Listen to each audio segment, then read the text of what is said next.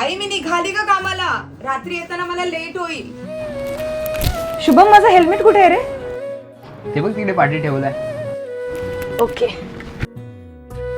आणि आई हा बोल. येताना ते शॉर्टकटने येऊ नकोस, मेन रोडनेच आहे. का रे? अगं तो शॉर्टकट आहे ना रात्रीचा सेफ नाही. सेफ तर तसंही आम्ही कुठेच नाहीये, ना स्कूलमध्ये ना हॉस्पिटलमध्ये. एवढंच काय तर मंदिरात देखील नाहीये. सोड, मी येईल व्यवस्थित मेन रोडने.